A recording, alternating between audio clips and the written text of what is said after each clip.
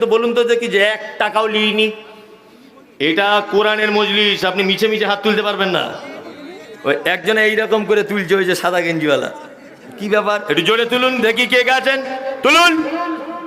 আর তার মানে হাত যারা তুলতে পারছেন না, নিশ্চয়ই গোলমাল গোলমাল গোলমাল ভেজাল আছে। তবে অনেক মানুষ হয়তো হাত তুলছে না, কিন্তু তারপরেও নেয়নি, এরকম লোকও আছে আলহামদুলিল্লাহ। তবে নেয়নি এরকম লোক খুব কম, নিয়েছে এরকম লোক বর্তমানে বেশি। বেশি না? হ্যাঁ, নিয়েছে বর্তমানে বেশি। আবার নেওয়ার পদ্ধতি কি, হাজি সাহেব মানুষ, মৌলভী সাহেব মানুষ, এই বড় বড় দাড়ি, বড় পাঞ্জাবি, বেটির বাপ ওকে জিজ্ঞাসা করছে, বিহাই সাহেব কিছু নেওয়া দেওয়ার ব্যাপার ট্যাপার আছে? হাজি সাহেব বলছে, আস্তাগফিরুল্লাহ, এইসব কথা তুমি আমাকে বলছো? চি চি চি চি, আমি হাজি সাহেব মানুষ, এসব ব্যাপার আমি জানি না, যা জানে আমার বড় জামাই জানে। হচ্ছে পাক্কা শয়তান। কি বললাম বুঝলেন না? যারা বলছে যা জানে বড় জামাই জানে, পাক্কা শয়তানে। ছেলে তুমি মানুষ করেছো না জামাই করেছে? হ্যাঁ, বদমাইশির জায়গা পাও না। ছেলে কে জন্ম দিয়েছে? কুল্লুকুম রাইন ওয়া কুল্লুকুম মাসউলুন আন রায়াতিহি। আল্লাহর নবী বলেছেন প্রত্যেক বাড়ির গার্জিয়ানকে জবাবদিহি করতে হবে তার অধীনস্থে থাকা বেটি, তার বেটা সম্পর্কে। তা তোমার জামাই কেন ওখানে মাঝখানে এলো? এরকম জামাই যদি কেউ থেকে থাকেন, আর শ্বশুর যদি আপনাকে এই দায়িত্ব দেয়, তাহলে অবশ্যই শ্বশুরের মুখের উপরে বলে দিয়েন যে এই রকম নেমো খারামি কাজ আমি নেই। তবে আপনি জামাই হিসাবে বলতে পারবেন না, কারণ আপনিও তো লিয়ে রেখেছেন, আপনি বলতে পারবেন না। কি বলছি বুঝতে পারছেন না? আবার চাওয়ার পলিসি কেমন, চাওয়ার পলিসিটা দেখুন। জামাই আবার গিয়ে বেটির বাপকে বলছে, না বিশেষ কিছু চাই না, এই একটা মোটর সাইকেল দিবেন, আপনার মেয়েই চাপবে, আমার শালা ড্রাইভার হিসেবে থাকবে। একটা মোটর সাইকেল দিবেন, আপনার মেয়েই যাতায়াত করবে, আমার শালা ড্রাইভার হিসেবে চালাবে। এক কাজ করে একটা থালা দিতে বলো, তোমার শালা ভিক্ষা করবে থালাটা নিয়ে, আর ওর মেয়ে হাত ধরে ধরে ঘুরবে। থালা চাও একটা, একটা অসভ্যতার তো একটা সিস্টেম থাকে, থাকে না? থাকে। এখনকার মেয়ের বাপেরা মেয়ে জন্ম দিয়ে মনে হচ্ছে বড় বিপদে, বিপদে নয়, খুব বড় বিপদে, যেন মুসিবতে রয়েছে তারা। কত মুসিবতে আছে, আমি ছাড়া ভুক্তভোগী আপনি বেশি নন। আপনার সোশ্যাল মিডিয়া দেখেছেন যে আমার একটা মহিলা মাদ্রাসা আছে, মহিলা মাদ্রাসা, মাদ্রাসা রুকাইয়া লিল বানাত। তা ফ্রিতে পড়াশুনো করছে ছাত্রীরা, প্রায় 235 জন ছাত্রী আছে আলহামদুলিল্লাহ, ফ্রিতে পড়াশুনো করছে, 3 বেলা খাওয়া দাওয়া সব ফ্রিতে। তা একটা বাড়ির 4-5টা করে বেটি। তা আমি একটা অফার দিয়ে রেখেছি মাদ্রাসায় সোশ্যাল মিডিয়াতে, যে এতিম যদি কেউ হয় তার বিয়েটা আমি দিয়ে দেবো ইনশাল্লাহ, আবার নিজের খরচাতেই আমি দিয়ে দেবো, কোনো চাঁদাপত্র নয়। আর যদি দুস্থ কেউ হয়, প্রমাণ যদি এটা করতে পারে, প্রধান গিয়ে যদি প্রধান থেকে লিখিত আনতে পারে যে এরা খুবই দুস্থ, এদের সামর্থ্য নেই বিয়ে শাদী দেবার, আমি তাকেও দিয়ে দেবো। এটা আমি দায়িত্ব রেখেছি, প্রত্যেক বছরে ইনশাল্লাহ বিয়ে দেবার কাজ চলছে। তবে আমি বিয়ে দিতে গেলে 1 টাকাও লাগে না। সেই রকম ছেলেরাই বলে যে হুজুর আপনার মাদ্রাসার একটা মেয়ে দেন, ফ্রিতে নিয়ে চলে আসবো। বরঞ্চ আমার মাদ্রাসায় 5000 টাকা দান করে আসে আর বেটিটাকে নিয়ে আসে, ওটা আমার লাভ, বুঝলেন না? 1 টাকাও লাগে না। তবে মাদ্রাসার মাধ্যমে আল্লাহ ওদেরকে হেদায়েত দিচ্ছে বা কবুল করছে। যাই হোক, আমি একটা জিনিস বুঝতে পেরেছি যে একটা ফ্যামিলি 3টে পর্যন্ত একজনের বেটি আমার মাদ্রাসায় পড়ছে। তা ওর মা যখনই দেখা করতে আসে, আমি নাম বলবো না, সোশ্যাল মিডিয়া জেনে গেলে মন খারাপ, যখনই দেখা করতে আসে তখন হাত দুটো জড়িয়ে ধরে বলে, মৌলানা সাহেব মেয়ে বড় হয়ে যাচ্ছে, একটু বিয়ের ব্যাপারটা দেখবেন, আমরা খুব গরিব মানুষ, খুব অসহায় মানুষ। তখন মনে মনে বলি যে কোনো টেনশন নেই, এটাই সমাজের আজ অবস্থা। আস্তাগফিরুল্লাহ। আপনি যে গরিব মানুষের বাপের কাছ থেকে টাকা নিচ্ছেন, আপনি জানেন যে তার বাপ লালগোলার দিকে মসজিদে জুম্মার নামাজ পড়ে মানুষের কাছে হাত পেতে রুমাল বিছিয়ে মসজিদের দরজাতে বসে? ছি ছি ছি, এই অরাজকতা কবে উঠবে? হ্যাঁ, এই नीच मानसिकता রাখবেন না প্লিজ, কিছু মনে করিয়েন না। मुझे मंजूर नहीं कि मैं किसी का शिकायत करो, मगर बात ही से बात निकल आती है तो मैं क्या करो। ইচ্ছা হয় না আপনার বিরুদ্ধে কিছু বলতে। আপনার জমির পাশে আমার জমি নেই, আপনার বোনের সঙ্গে আমার ভাইয়ের বিয়ে দেওয়া নেই, আপনার বেটির সঙ্গে আপনার জামাই নয় আমি, যে আপনার প্রতি আমার হিংসা রয়েছে। আপনি আমার দিনী ভাই, এই সমস্ত অসভ্য কাজ থেকে আপনি বিরত থাকুন। ইনশাআল্লাহ আল্লাহ আমাদেরকে সেই তৌফিক দান করে, বলুন আমিন। এবারে একটা কথা বলছি, যারা টাকা পয়সা নিয়েছেন এটা বান্দার সঙ্গে জড়িত পাপ, খুব মাথায় রাখবেন। এটা বান্দার সঙ্গে জড়িত পাপ, এটা আল্লাহর সঙ্গে জড়িত পাপ নয়। যদি আপনি 30 বছর নামাজ পড়েননি, 31 বছর বয়সে নামাজ পড়া ধরেছেন, আপনি যদি সেই দিনই দোয়া করেন যে আল্লাহ 30 বছর পর্যন্ত শয়তানের চক্রান্তে পড়ে নামাজ পড়তে পারিনি, আপনার বাকি 30 বছরের পাপ সাথে সাথে ক্ষমা হয়ে যাবে ইনশাল্লাহ। কিন্তু আপনি আপনার স্ত্রীর বাপের কাছে টাকা নিয়েছিলেন, এটা যদি আর সারা জীবন দোয়া করেন ক্ষমা হবে না, কারণ এটা মানুষের সঙ্গে জড়িত পাপ। এই জন্য বিনীত অনুরোধ, টাকা ফেরত দিতে হবে, কোনো উপায় নেই। যে জ্বালিয়েছে ঘুরে দিতে হবে, আর যদি ঘুরে না দেন আপনার স্ত্রী খাটের উপরে থাকবে, আপনি নিচেই থাকবেন, এই ফায়সালা। কি বুঝতে পারছেন না? ওর বাপ দিয়েছে খাট, ও খাটের উপরে থাকবে, আপনি নিচেই থাকবেন। এবার আপনাকে একটা কথা বলছি, খুব মন দিয়ে শুনবেন। একটা লোকের বাড়িতে চোর এসেছে, চোর খুব গরিব মানুষ, খুব অসহায়। তাই 1 সপ্তাহ পরে তার বেটির বিয়ে, টাকা পয়সা জোগাড় করেছে 2 লাখ টাকা। তা রাতের বেলা চোরগুলো এসে, বাড়িতে কেউ আছো বাড়িতে? তা বুড়া লোক গরিব মানুষ উঠেছে, আস্তে আস্তে উঠে বলছে, হ্যাঁ বাবা, কারা তোরা, বাড়ি কোথায়? বলছে আমাদের বাড়ি যেখানেই হোক, তোর বেটির বিয়ে দিবে শুনলাম। বলছে হ্যাঁ। বলছে 2 লাখ টাকা জোগাড় করেছিস শুনলাম, টাকাগুলো দে, তোকেও মারবো তোর বুড়িটাকেও মারবো। তো এই গরিব মানুষ ভয়ে কাঁপতে কাঁপতে বলছে, দেখ বাবা, প্যান্ডেলের বয়না দেওয়া হয়ে গেছে, মাইকের বয়না দেওয়া হয়ে গেছে, আমি দিতে পারবো না টাকা। দেখুন বুড়োটাকে মেরেছে এক চাঁটি, একদম 4 ফুট দূরে গিয়ে লাফিয়ে পড়েছে। এখন ওর আওয়াজে বুড়িটার ঘুম ভেঙে গেছে। বুড়িটা উঠে বলছে, কারা তোরা? বলছে দেখেছিস কেমন দিয়েছি বুড়োটাকে, 440 ভোল্টেজে, তুই যদি এই মার না খেতে চাস তাহলে টাকাটা বার কর। তখন বুড়িটা বড় আকুতি মিনতি করে বলছে, দেখ বাবা, তোরা চোর আমি জানি, তবে তোরা যদি টাকা নিয়ে চলে যাস আমার বেটিটার বিয়ে দিতে পারবো না, তা দয়া কর, একটু মেহেরবানি কর। চোর ধর্মের কথা শোনে না। তা বলছে না, এখনই টাকা আন, তোকে না তো কেটে দিব। তখন বুড়িটা বাক্স থেকে 2 লাখ টাকা বার করে ঘুমন্ত বেটিটাকেও হাতে করে তুলে চোরেদের কাছে দিয়ে বলছে, যা, বেটিটাকেও নিয়ে চলে যা, টাকাটাও নিয়ে চলে যা, কারণ টাকার জন্যই তো বেটিটার বিয়ে দিচ্ছিলাম, টাকা যখন থাকবে না বিয়ে দিতে পারবো না। চোরগুলো তখন বলছে, অসম্ভব ব্যাপার, হরিশ্চন্দ্রপুর থানার পুলিশ এখনই ধরবে। কি কেন না, তোর মেয়েকে যদি নিয়ে যায় এত রাতে আমাদের নারী পাচারকারী বলে কেস দিয়ে দিবে, বরঞ্চ শুধু টাকাটা দাও, গুনে নিয়ে চলে যাই। তাহলে চোরেদের একটা বৈশিষ্ট্য হলো শুধু টাকা নিবে, বেটি নিবে না। বর্তমানে কিছু কাওয়ামারির যুবক ছেলের বাপেদের বৈশিষ্ট্য হলো টাকাও নিবে, বেটিও নিবে। তাহলে বলুন তো, চোর ভালো না যারা বিয়েতে টাকা পয়সা নেয় এরা ভালো? চোর ভালো।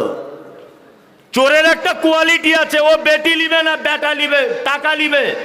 আর এত বড় বদমাইশ, টাকাও নিবে, বেটিও নিবে, তার মানে বোঝা গেল এরা চোরের থেকেও নিকৃষ্ট। আদেশ করিল আল্লাহ পবিত্র কোরআনে, আর বিবাহ করিতে যত আদম সন্তানের, কোরআনে আদেশে আল্লাহ যদি না করিত মানুষের বংশ সব ধ্বংস হয়ে যেত। কিন্তু হায় বর্তমানে হতেছে এমন, বেটির বিয়েতে বেটার বাপ নিচ্ছে কত পণ। কেউ সোনা দানা নিচ্ছে, কেউ টাকা করি, কেউ জমি জায়গা নিচ্ছে, কেউ নিচ্ছে বাড়ি। আবার কত বাপজি বলে নিব না কপন, আর বেটা বেটি সাজিয়ে দিক বিয়াই আপন। টাকার বেলা সাধু সাজে, জমির বেলায় চোর। বর্তমানে বেটার বাপ এমনি হারামখোর। চোর লোকে চুরি করে অন্ধকারে হলে, বেটার বাপ করে চুরি দিনের উজ্জ্বলে। হায়রে বেটার বাপ তুমি এমনি লোভী হলে টাকারও বদলে বেটা বিক্রি করিলে। হরিশ্চন্দ্রপুর হাটে শুনি বিক্রি হয় পাঁঠা, পাঁঠার মতো বিক্রি করো তোমরা নিজের বেটা। হায়রে বেটার বাপ তুমি এমনি লোভী হলে টাকারও বদলে বেটা বিক্রি করিলে। তোর জন্য কে বা দায়ী জানো বেটার বাপ, শত শত বেটির বাপরা দিচ্ছে অভিশাপ। কথা বাস্তব বললাম না বাস্তব? বিশ্ব নবী বলেছেন ইজাবাতুদ দাওয়াতে, বৈধ দাওয়াত দিলে কবুল করো। তুমি যদি বুঝতে পেরে যাও যে ও বিয়েতে টাকা নিয়েছে, এটা 100% আমি হারাম এ কথা বলছি না, বিয়েতে টাকা নেওয়া হারাম আমি এ কথা বলছি না। তবে আপনাকে এটা আমি বলতে পারি যে সামাজিকভাবে আপনি তার দাওয়াত বাড়িতে যাওয়া থেকে নিজেকে বিরত রাখুন। ওর মনে যেন একটা শিক্ষা হয় যে গ্রামের একটা ভালো মানুষ আমার বেটির বিয়েতে এলো না, আমার বেটার বিয়েতে এলো না, ওর যেন একটা শিক্ষা হয়। তখন আপনাকে যখন জিজ্ঞাসা করবে কি ব্যাপার আব্দুল মালিক ভাই আপনি বিয়েতে এলেন না, মুখের উপরে বলেন যে আমার কাছে 100% সিওরিটির খবর রয়েছে তুমি তোমার বেটার বিয়েতে 1.5 লাখ টাকা নিয়েছো। অন্তত একটু লজ্জা পাবে। সামাজিকভাবে বয়কট করুন। নাম্বার 5, ভালো কাজ বলে দিচ্ছি। আল্লাহ নবী সাল্লাল্লাহু আলাইহি ওয়াসাল্লাম বলেছেন তাসমিতুল আতেশে। 5 নম্বরের ভালো কাজ হচ্ছে এই কারুর হাঁচি হলে কি বলতে হয়? আলহামদুলিল্লাহ যে শুনবে, ইয়ারহামুকুল্লাহ যে শুনবে, ইয়াহদিকুমুল্লাহ ওয়া আসলিহু বালাকুম। এই 3 পর্যায়ের উত্তর দিতে হবে। আমি আপনাদেরকে 5টা ভালো কাজ বলে দিলাম। 1, সালাম দিতে হবে। 2, জানাজার সালাত পড়তে হবে। 3, অসুস্থকে দেখতে যেতে হবে। 4, বৈধ দাওয়াত কবুল করতে হবে। 5, হাঁচি হলে 3 পর্যায়ের উত্তর দিতে হবে। আল্লাহর নবী তিনি বলছেন হাক্কুল মুসলিম আলাল মুসলিমে খামসিন। এটাই 5টা জিনিস হচ্ছে একটা মুসলমান আর একটা মুসলমানের উপরে হক বা দায়িত্ব। ইনশাআল্লাহ দায়িত্ব পালন করব। আর একটা পৃথিবীর সব থেকে ভালো কাজ বলে দিই। আল্লাহ তাআলা আমাদেরকে জিজ্ঞাসা করবেন পৃথিবীতে সব থেকে ভালো কাজ তোমরা কে করে এসেছো। আর একটা দামি ভালো কাজ বলে দেবো, হ্যাঁ বলে দিই। এইবার আপনাদের কাছে বিনীত অনুরোধ, যারা দাঁড়িয়ে আছেন বসুন একটু। এই কাজটার সময় দাঁড়ানো যাবে না 1 মিনিটও। একটু মেহেরবানি করুন, একটু মেহেরবানি করুন। এই কাজটা অন্তত পক্ষে আপনি দাঁড়াতে পাবেন না। বসুন সবাই নিজে নিজে ছেড়ে ছেড়ে যেমন একদম ভালো করে বসে যান ইনশাল্লাহ। এবং খুব অ্যাক্টিভ থাকুন। আপনি আমার দিকে মুখ করে খুব অ্যাক্টিভ থাকবেন, কোনো দিকে লড়াচড়া করিয়েন না। আপনাকে আমি একটা মারাত্মক ভালো কাজ বলতে চলেছি। কত মারাত্মক কাজ এই দেখুন। আপনাকে একটা কথা বলে রাখছি, সেটা হচ্ছে এই যে এটা কবরস্থানের উন্নতি গল্পে জলসা। যদি বলছেন টাকা তোলার ধান্দা করছেন, একদম নয়, ওই সব লাইনে আমি নেই। আমি আপনাকে একটা ভালো কাজ বলবো, তারপরে যদি আপনার ইচ্ছা হয় যে কিছু দেব আপনি দিতে পারেন। আমি 10টাতে স্টেজে উঠেছি, এখন 12টা বাজতে গেল, 11টা 40 হয়ে গেল, আর 20 মিনিট 12টা বা 12টা সাড়ে 12টা যাওয়াই হবে। আমি তো শেষ বক্তা, 2-5 মিনিট এদিক ওদিক হয়ে গেলেও কিছু করার নেই। আচ্ছা এবার আপনাকে জিজ্ঞেস করছি, আচ্ছা বলুন তো, মানুষ এত কিছু করছে, দান সাদকা তাহাজ্জুদ নামাজ রোজা যা কিছু করছে, আচ্ছা বলুন তো কিসের আশায়? একটু জোরে বলুন না মেহেরবানি করে। জান্নাতের আশায়। আচ্ছা এই জান্নাতে আপনি যেতে চাইছেন তাই তো? আচ্ছা খুব সহজভাবে এই জান্নাতটা কোথায় আছে এটা আপনার জানা আছে? জান্নাতটা কোথায় আছে আপনি জানেন? কোথায় এই জান্নাতটা আপনার আছে? আল জান্নাতু তাহাতা আকদামিল উম্মাহাত। রাসূলুল্লাহ বলেছেন জান্নাত যত দামি হোক, জান্নাত তোমার মায়ের পায়ের তলায়। কি বলছি বুঝতে পারছেন তো? এটা আশ্চর্য ব্যাপার। আর একটা কথা বলে রাখছি, সেটা হচ্ছে এই যে পিতা মাতার পায়ের তলায় জান্নাত, এ হাদিস আমরা ছোট থেকে শুনছি, হাদিস ঠিক নয়। আমি মমতাজুল ইসলাম বলছি, পিতা মাতার পায়ের তলায় জান্নাত এ হাদিস ঠিক নয়। মায়ের পায়ের তলায় জান্নাত এ হাদিস চূড়ান্ত ঠিক। মানে পুরুষ মানুষের পায়ের তলায় জান্নাত নেই। সারা জীবন শুনেছি যে স্বামীদের পায়ের তলায় স্ত্রীর জান্নাত, এ কথা একেবারেই ভুল, এ কথা ঠিক নয়। আল্লাহর নবী বলতে গিয়ে বলেছেন আমি যদি পৃথিবীতে কাউকে সেজদা করার আদেশ যদি দিতাম তাহলে নারীদেরকে বলতাম সে যেন তার স্বামীর পায়ে সেজদা করে, কিন্তু আল্লাহর নবী এটা বলেননি। কি বলছি বুঝতে পারছেন? তাহলে মায়ের পায়ের তলায় জান্নাত। আপনার এখানে একটা লোকের 4 বেটা, খুব মনোযোগ সহকারে শুনবেন, 4টে বেটা। 4টে বেটা বিদেশে কাজ করে। কেউ কোনো দিকে তাকাবেন না বলে দিলাম। অ্যাক্টিভভাবে বসুন। আপনার এইখান দিয়ে এখনই প্রমাণ হয়ে যাবে, চোখ দিয়ে, যে এই কথাটা আপনার ইমানে কাজ করছে কিনা। যদি আপনার এখানে প্রমাণ না হয়, তাহলে ভাববো যে আপনার মনটা খুব পাথরের মতো। 4 ভাই 4 জায়গাতে আপনারা কাজ করেন। ঈদের 1 সপ্তাহ আগে বাড়ি আসবেন, আপনার স্ত্রীকে ফোন করছেন, হ্যালো খাদিজা, হ্যাঁ এই মঙ্গলবার দিন আমার ট্রেনের টিকিট হয়ে গেছে, বাড়ি যাব, তা তোমাদের জন্য কিছু নিয়ে যেতে হবে। তা আপনার স্ত্রী তখন ফোন ধরে বলছে যে কি আর নিয়ে আসবে, আমার জন্য একটা শাড়ি আনবে, ছেলের জন্য একটা জিন্স প্যান্ট, আর মেয়ের জন্য একটা চুড়িদার আনিও।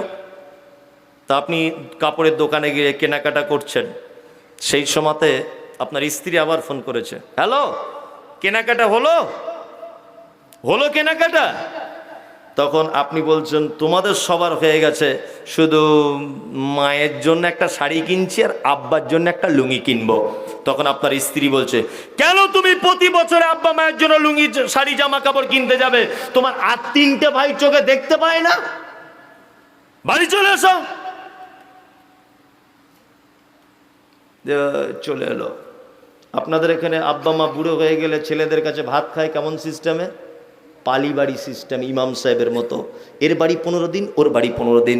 16 দিন হয়ে গেলে বড় বড় চোখ বার করে বৌমারা, আর মিষ্টি করে বলে, আমাদের তরকারি কি খুব মিষ্টি, ছেড়ে মন যেতে চায় না। বৌমারা এটা মিষ্টি করে বলে। আর তুমি এত ভালো পুরুষ মানুষ, স্বামী, তোমার মাকে তোমার স্ত্রী এরকম ভাষায় কথা বলে আর তুমি মুখ বন্ধ করে বসে থাকো, তুমি যে কেমন পুরুষ মানুষ এটা ভাবতেও আমার অবাক লাগে। তোমার 2 তলা বাড়ি, 4 ভাই বাড়ি চলে এসেছে, সবার স্ত্রী এরকম বলার কারণে কেউ ঈদের দিনে একটা শাড়ি জামা কাপড় আব্বা মায়ের জন্য আনেনি, কেউ আনেনি। ঈদের দিন সকালবেলা মসজিদের মাইকে তাকবীরের ধ্বনি হচ্ছে, আল্লাহু আকবার আল্লাহু আকবার লা ইলাহা ইল্লাল্লাহ আল্লাহু আকবার ওয়ালিল্লাহিল হামদ। মসজিদের মাইকে হয় না ঈদের দিনে? হচ্ছে। সবাই নতুন জামা কাপড় পরে ঈদগাহে যাচ্ছে। আপনার আব্বা সেই গত বছর একটা লুঙ্গি দিয়েছিল আপনার বড় বোন, সেটা বাক্সতে ভরা ছিল, সেইটা বার করে ঈদগাহে যাচ্ছে। আর তোমার মা একদিন তোমার জন্য হরিশ্চন্দ্রপুর থেকে জামা কিনে এনেছিল, তোমার গায়ে হচ্ছিল না, তুমি তখন শিশু, তোমার গায়ে বারবার পরিয়ে দিচ্ছিল। আর আজকে ঈদের দিনে সবাই নতুন শাড়ি পরে ঘুরছে। তোমার মা প্যারালাইসিসের রুগী, তোমার মা সুগারের রুগী, 75 বছর বয়স, কাপড়ে পায়খানা পেচ্ছাপ করে দেয়, মশারির ভিতরে এক কোনায় বারান্দাতে পৌষ মাসের হাড় কাঁপানো শীতে ঠক ঠক ঠক ঠক করে কাঁপে। তোমার মা ঈদের দিনে একটা নতুন শাড়ি উপহার হিসাবে পেল না। তোমার শাড়ি এসেছে, তোমার শালা এসেছে, তাদেরকে নিয়ে আনন্দ করতে করতে 2-3টে বেজে গেল, তোমার মা খেতে পেল না। 3:30টার সময়তে তোমার ছোট ছেলে 2 পিস মাংস আর 2টো রুটি দিয়ে তোমার মায়ের মশারির ভিতরে দিয়ে বলছে, একটু যা দিয়েছি কম করে খাবে, না তো বিছানায় পেচ্ছাপ পায়খানা করে দিতে পারো, অল্প করে খাবে। দেওয়ার পরেও বলছে অল্প করে খাবে। তোমার মা ঈদের দিনে এরকম অবস্থা কেন? তোমার আব্বার এইরকম অবস্থা কেন যে পুরাতন লুঙ্গি পরে ঈদগাহে গেল? তোমার মায়ের এইরকম অবস্থার পিছনে তোমার মা যে বড় অপরাধী। তোমার মায়ের 1 নম্বরের বড় অপরাধ হলো এটা, তোমার মা কাওয়ামারির একজন পর্দানাসীন মহিলা, তোমার মা একজন আল্লাহওয়ালী মহিলা, তোমার মা একজন নম্র ভদ্রা মহিলা। তোমার মা পৃথিবীর কোন পরপুরুষের সামনে মুখ দেখাতো না, লজ্জায় ঘোমটা দিয়ে থাকতো। তোমার মায়ের আজকে এই অবস্থা কেন? তোমার মায়ের বড় অপরাধ, তোমার মতো একজন বদমাইশ ছেলেকে জন্ম দিতে গিয়ে ওই হরিশ্চন্দ্রপুর হসপিটালে তোমার মাকে পরপুরুষের সামনে উলঙ্গ হতে হয়েছিল। এটা তোমার মায়ের জীবনের সব থেকে বড় অপরাধ। এই জন্য আজকে ঈদের দিনে তোমার মা এই সাজা ভোগ করছে। তোমার মায়ের দ্বিতীয় বড় অপরাধ হলো এটা, তোমার মায়ের মাথার চুল কালো কুচকুচে, হাঁটু পর্যন্ত দুলতো, পাড়ার মেয়েরা তোমার মায়ের চুল দেখতে আসতো। তোমার মতো বদমাইশ ছেলেকে জন্ম দিতে গিয়ে হসপিটালের বেডে তোমার মায়ের কালো কুচকুচে চুল লাল রক্তে জমাট বেঁধে গিয়েছিল। এটা তোমার মায়ের দ্বিতীয় বড় অপরাধ। তোমার মায়ের 3 নম্বরের বড় অপরাধ, তোমার মায়ের দেখতে অপরূপা সুন্দরী, তোমার মায়ের শরীরের রং একেবারে হাঁসের ডিমের মতো সাদা, কিন্তু তোমার মতো বদমায়ের ছেলেকে জন্ম দিতে গিয়ে ডাক্তার বাবুরা বলেছিল নরমালে বাচ্চা হবে না, সিজার করতে হবে। তোমার মায়ের সাদা পেটের চামড়াটা ধারালো ছুরি দিয়ে ক্যাচ ক্যাচ করে কেটে দিয়ে মোটা সুতো দিয়ে সেলাই করে দিয়েছিল। সেই যে সিজারের সেলাই করার বেদনা, তোমার মা 70 বছর বয়স পর্যন্ত আজও খাড়া হয়ে দাঁড়াতে পারে না। তোমার মতো বদমায়ের ছেলেকে জন্ম দিতে গিয়ে, তোমার মতো বদমায়ের ছেলেকে জন্ম দিতে গিয়ে চিকিৎসা বিজ্ঞানীরা বলেছে প্রত্যেক শিশু প্রত্যেক দিন তার মায়ের 8 বার করে দুধ পান করে, এক একবারে 250 গ্রাম করে দুধ পান করে। কোরআনের ভাষা হচ্ছে 30 মাস দুধ পান করায়। কোরআনের ভাষা অনুযায়ী 1800 কেজি দুধ আপনি আপনার মায়ের পান করেছেন। 90 টাকা নয় 50 টাকা কেজি যদি দুধের হয়, 90,000 টাকা আপনি আপনার মায়ের শুধু দুধ পান করেছেন। আপনার মায়ের এগুলো বড় অপরাধ। আপনার আব্বার অপরাধ কি? আপনি ভালো মিশনে পড়বেন বলে অক্লান্ত পরিশ্রম করে দুর্গাপুরে রাজমিস্ত্রি খাটতে গিয়ে সেইখান থেকে টাকা এনে তোমাকে স্কুলের ফি দিয়েছিল। এটা তোমার বাপের পুরাতন লুঙ্গি পড়েছে, তার বড় অপরাধ। তোমার আব্বার দ্বিতীয় বড় অপরাধ কি?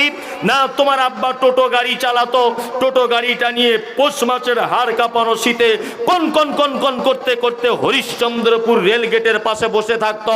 কোন গাড়িতে রাতের বেলা একটা প্যাসেঞ্জার নামবে, ঠান্ডায় কাঁপতে কাঁপতে তার বাড়িতে দিয়ে 200টা টাকা পাবে, পরের দিন সকালবেলা তোমার স্কুলের ড্রেস কিনতে হবে, সেই টাকা দিতে হবে বলে রাতের ঘুম হারাম করে দিয়ে পৌষ মাসের হাড় কাঁপানো শীতে তোমার আব্বা ওখানে অপেক্ষা করেছিল তোমাকে জীবনে বড় স্বপ্ন পৌঁছিয়ে দেওয়ার জন্য।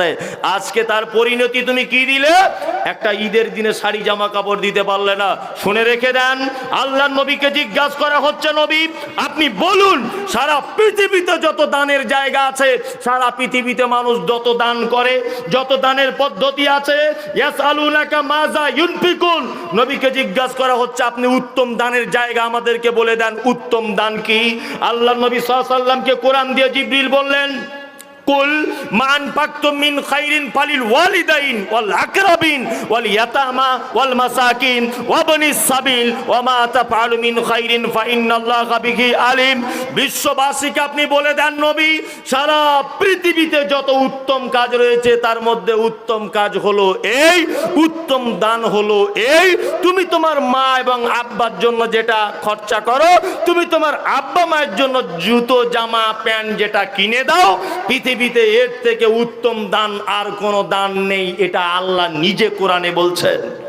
এই মমতাজুল ইসলাম বলছি, আপনার মসজিদে আপনি 20 টাকা দান করেছেন, একটা নেকি হবার সম্ভাবনা রয়েছে, কিন্তু আজকে জলসা থেকে বাড়ি যাবার সময় আপনার মায়ের জন্য যদি একটা ওড়না কিনে নিয়ে যান, তাহলে ইনশাআল্লাহ ফুল আজিজ 1 লক্ষ নেকি হবার সম্ভাবনা রয়েছে। যে আদায় হয়ে গেছে, ঘর ঘর সব কিছু, সব সিস্টেম আমার শোনা হয়ে গেছে, জোর জবরদস্তি কিছু নেই। একটা মানুষ উঠবেন না। পৃথিবীর যেখানে আসল ঘর জমিনের তলায় মাটির, সেই জায়গায় কালেকশন হচ্ছে। আমি বেশি টাকা পয়সা চাইবো না, অন্তত পক্ষে 10 জন লোক, 2-3 জন লোক, কত টাকা চাইবো? 5,000 টাকা চাইবো? হ্যাঁ, 5,000 টাকা বলি? হ্যাঁ, 5,000 টাকা কেউ দিবেন? যে আব্বা মায়ের জন্য কবরস্থানে দিলাম। একটা লোক, একজন আমাদের গ্রামের মহিলা অসুস্থ আছেন, জি, উনি আমাদের কবরস্থানে 5 কাঠা জমি দান করেন। মাশাআল্লাহ। একজন মহিলা এই গ্রামের, উনি অসুস্থ আছেন, ওনার আব্বা মায়ের জন্য উনি 5 কাঠা জমি দান করেছেন। আল্লাহু আকবার। আল্লাহ তুমি তার দানকে কবুল করে নাও এবং তুমি তাকে সুস্থতা দান করো, বলুন আমিন। 5,000 টাকা বড় বেশি হয়ে যাবে আমি জানি। আপনারা অন্তত 10 জন মানুষ 1,000 টাকা করে বলুন যে আমি 1,000 টাকা দেবো আমার আব্বা মায়ের